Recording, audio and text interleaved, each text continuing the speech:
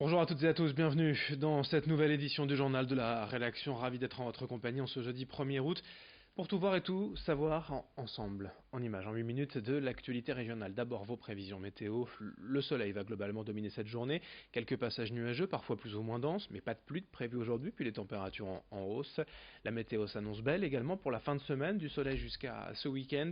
Les températures, je vous le disais, en hausse, 24 degrés cet après-midi à Lille, 22 à Saint-Omer, à Dunkerque, 20 à Calais, 19 à Boulogne. Les prévisions météo complètes, bien sûr, après ce journal.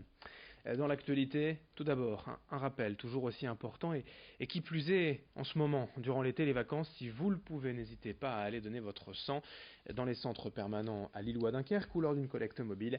L'EFS, l'établissement français du sang, estime qu'il faut environ 10 000 dons par jour en France pour assurer les besoins de transfusion des malades et personnes hospitalisées. Or, durant les vacances d'été, comme toujours, les stocks sont au plus bas. Pour donner, il faut avoir entre 18 et 70 ans et forcément être en bonne santé. Pour trouver une collecte mobile ces prochains jours près de chez vous, un seul site internet don200.efs.santé.fr. Rappel des besoins toute l'année, mais peut-être plus encore durant l'été, au micro de Margot Sey. Alors donner son sang, c'est un geste important, citoyen et généreux. Les malades ont besoin de sang tout au long de l'année et donc c'est important et les messages qu'on véhicule à l'établissement, c'est de donner très régulièrement son sang. Alors les dames peuvent donner leur sang 4 dons par an, les messieurs 6 dons par an. Nous comptons sur leur générosité et donc des dons très fidèles et des dons réguliers tout au long de l'année pour assurer l'autosuffisance en produits sanguins de toute la région. Don200.efs.santé.fr pour trouver une collecte mobile près de chez vous. L'actualité aussi à Dunkerque. La nouvelle patinoire rouvre ses portes aujourd'hui après plusieurs mois de travaux. Le vétuste ensemble Michel Raffou a fait peau neuve et nul besoin de préciser que la rénovation était attendue par tous, les utilisateurs de la glace comme le public.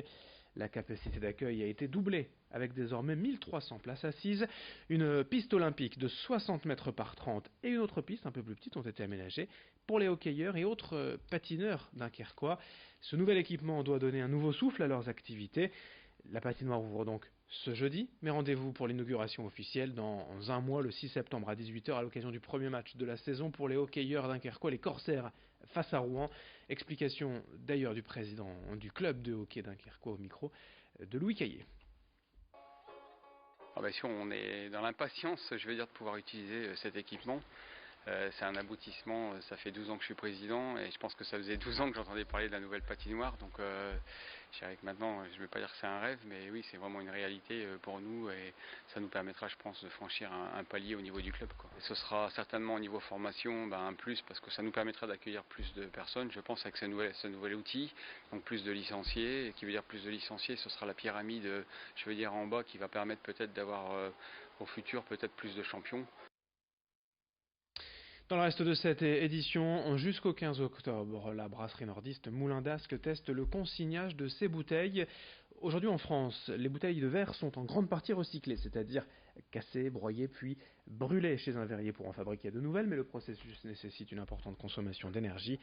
L'idée de la brasserie Moulin d'Ascq est donc de simplement réemployer ces bouteilles en les lavant, ce qui implique une économie d'eau de 33%, 75% d'énergie au moins, et beaucoup moins d'utilisation de sable, une matière première qui tend à disparaître aujourd'hui dans le monde. Pour participer à cette opération, vous pouvez ramener votre bouteille chez l'un des 25 revendeurs de Moulin d'Ascq dans la métropole lilloise. Mais notez que toutefois que cette consigne et opération est gratuite, il n'y a pas d'argent à récupérer pour les consommateurs qui ramènent les bouteilles, juste un acte responsable et citoyen. Explication, le comment, le pourquoi au micro de Lucilbert Constant. Nos bouteilles, elles arrivent neuves forcément. On les remplit, on leur met une jolie étiquette qu'on a changée parce que cette étiquette-là s'en va bien au lavage. C'est-à-dire que dans le processus de lavage, elle va se retirer complètement sans laisser de résidus de colle. Et une fois qu'elle sera toute propre, on va pouvoir la re-remplir et puis la revendre aux consommateurs, etc., etc. Donc on demande juste au consommateur qui rapporte sa bouteille pour qu'on puisse la relaver. Dans le cas inverse, donc c'est-à-dire dans le cas du verre perdu, comme on était jusqu'à il n'y a pas si longtemps, la bouteille, pareil, on l'achète, on la consomme, mais ensuite elle est cassée. Donc pour être recyclée, et là effectivement elle va chez les verriers pour être refondue à 1500 degrés avant de redevenir une bouteille. Donc finalement c'est un peu absurde de casser une bouteille pour la refaire, c'est un peu triste. Dans cette édition également, voici une histoire insolite mais difficile à vivre pour Véronique de Cotigny. Depuis 9 ans, elle est propriétaire d'une maison près du canal de Roubaix à Marquette-les-Lilles, Fin juin, elle a reçu la visite d'un délégué des Voies navigables de France, lui expliquant que le terrain situé devant sa maison appartenait au domaine public fluvial et ce terrain a été vendu par VNF à un promoteur.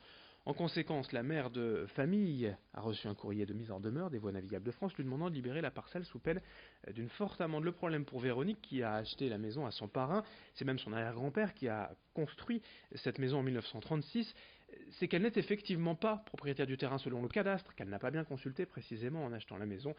Elle envisage donc de faire appel à un avocat pour tenter d'empêcher la réquisition du terrain. On écoute son témoignage recueilli par Edil Gunaï. Je n'ai pas vu le cadastre déjà pour commencer quand j'ai signé l'acte notarié. Et ensuite dans la famille, il était dit que c'était juste un tout petit morceau du jardin qui leur appartenait. J'en avais parlé au notaire qui m'avait dit que ça n'a jamais été réclamé, ça ne le sera plus. Donc on a signé les yeux fermés. Sauf qu'effectivement quand on a accès au cadastre, on se rend compte que c'est toute la partie qui est devant la maison. Mais comme ça a toujours été occupé par la famille, il y a cette prescription acquisitive qui, normalement, légalement, fait que notre jardin nous appartient. Le jardin, pour nous, a toujours fait partie de l'acte notarié. Parce que la maison, elle a été vendue, revendue à des oncles, des cousins, des frères, des tantes. Enfin, ça a toujours été dans la famille. Le problème, c'est que si on enclave ma maison, elle ne vaut plus rien. Je perds tout. Et c'est un projet de vie. Donc, il est hors de question que je me laisse faire. Comment ils peuvent imaginer mettre un parking devant chez moi et m'enclaver ? Sachant que je n'ai aucune sortie à l'arrière. Donc, comment faire ? J'en ai les bras qui m'en tombent. Je ne sais pas quoi dire ni quoi en penser. Je trouve ça complètement ridicule et aberrant.